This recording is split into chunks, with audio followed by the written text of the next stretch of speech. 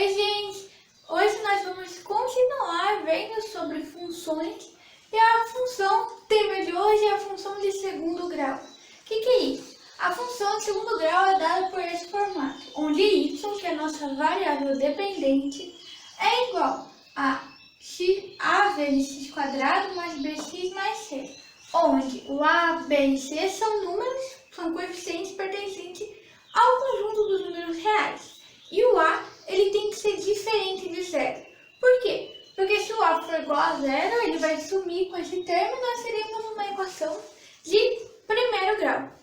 Mas como que eu vou desenhar o gráfico de uma função de segundo grau? O gráfico de uma função de segundo grau é ou função quadrática, como ela também é chamada, é uma parábola, que possui esse formato. E há 6 diferentes situações que o nosso gráfico pode estar.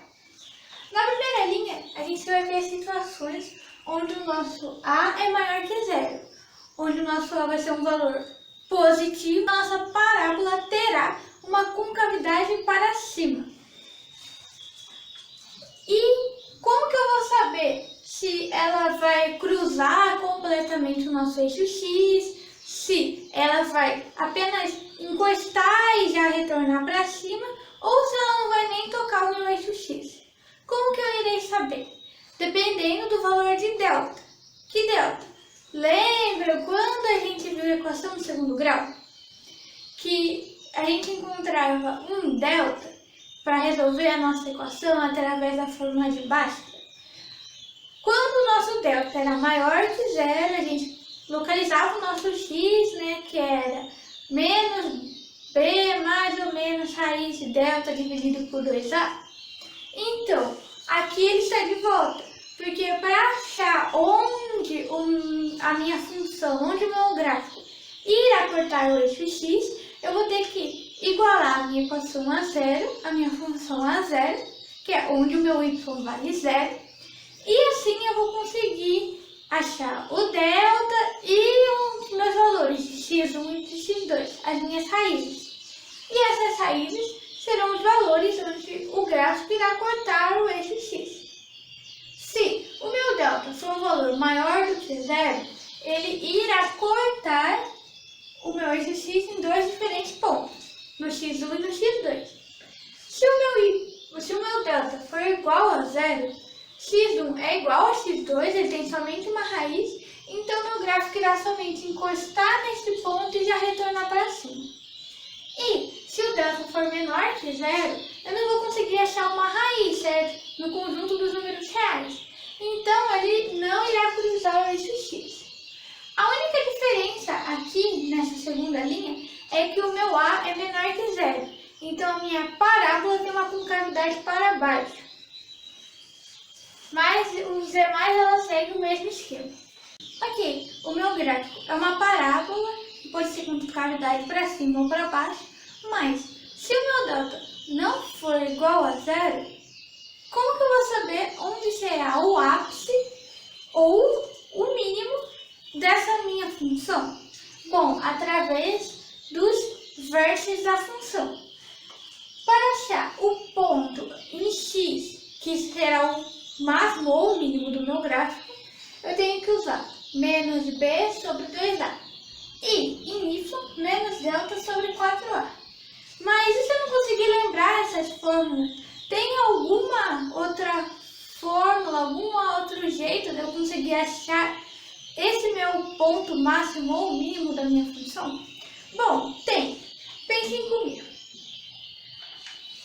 Se a minha função tiver aqui com o exemplo da concavidade para cima, o x1 e o x2, o ponto de mínimo que ela vai ter será aqui, que é exatamente no meio entre o meu x1 e o meu x2. Então, para eu conseguir achar o valor em x que essa função terá, eu vou ter que fazer uma média, certo? Então é a mesma coisa do que o x1 mais o x2 dividido por 2. E tá bom, mas e o y? Como será? Será o valor dessa função no meu xn. Então tem as duas formas, vocês podem fazer como preferirem. E essa é a forma de achar o ponto de máximo ou de mínimo da nossa função quadrática. Bom, vamos ver alguns exercícios. Uma bola, ao ser chutada num tiro de meta por um goleiro, numa partida de futebol, teve sua trajetória descrita por esta equação, onde o t é um valor maior ou igual a zero. E o t ele representa o tempo em segundos e o h, que está em função do tempo, é a altura máxima em metros atingida por essa bola. Determine qual é a altura máxima que a bola atingiu. Bom, a nossa equação de segundo grau, ela tem um a negativo, então ela terá uma concavidade para baixo. Desta forma, o ponto máximo que essa bola irá atingir é o y do vértice, certo? Porque eu estou querendo a altura. Então, o nosso y do vértice é dado por menos delta sobre 4a. Ok, mas quem que é delta? O delta é igual a b quadrado menos 4ac, ok? Então, o b é o valor que acompanha o t sozinho, o t elevado ao primeiro grau, que é 8. Então, 8 ao quadrado menos 4 vezes a, que é menos 2, vezes o c, que é a variável independente, a variável que está sozinha, que é 0. Então, delta é igual a 64 menos 0, que é igual a 64. Positivo. Então, o meu y do vértice vai ser menos o meu delta, que é 64, dividido por 4 vezes o meu valor de a, que é menos 2. Que é a mesma coisa do que menos 64 dividido por menos 8. Menos com menos, mais. Então, 64 dividido por 8, 8. 8 metros foi a altura máxima que essa bola chegou ao ser chutada no tiro de meta. Nesse nosso próximo exemplo, é dada uma função e pergunta quais são os pontos onde essa função corta com o eixo das abscissas. Mas qual que é o eixo das abscissas? É o eixo x, certo? Então, esses pontos serão as raízes da nossa equação. Então, igualando essa função a zero, já que o ponto onde a nossa equação vai cruzar, onde a nossa função vai cruzar com esse x, é quando o nosso y vale zero. Então, vamos fazer pela fórmula de baixo. Delta vai ser b ao quadrado, que é menos 3 ao quadrado, 9, menos 4 vezes a vezes c. Delta, então, é igual a 9 menos 4 vezes 2, 8. 8 vezes 1, 8. Meu delta é igual a 1. Aí, agora vamos ver os meus valores de x, né? Onde a minha função irá cortar nesse x. É menos b, menos 3, mais 3, mais ou menos raiz de 1, que é 1, dividido por 2 vezes o a. O meu a vale 2, então 2 vezes 2, 4. 3 mais 1, 4. 4 dividido por 4. O meu x1 é igual a 1. E 3 menos 1, 2. 2 dividido por 4 é a mesma coisa que 2 quartos. Eu posso simplificar essa função dividindo por 2 em cima e embaixo. Eu vou ter um total de meio. Então, esses serão os dois pontos onde a minha função irá cortar o eixo x, que é o eixo das abscissas. Bom, nesse outro exercício, é dada essa função com o m sendo um valor que pertence ao conjunto dos números reais, e eu tenho que admitir que as duas raízes serão reais e iguais. E qual que é o valor que o meu m deverá ter. Como que eu vou saber isso? Olha, se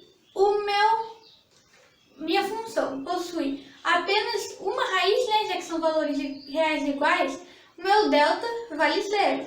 Então, considerando que meu delta vale 0, então eu terei que o delta, né, ele é representado por b ao quadrado menos 4ac.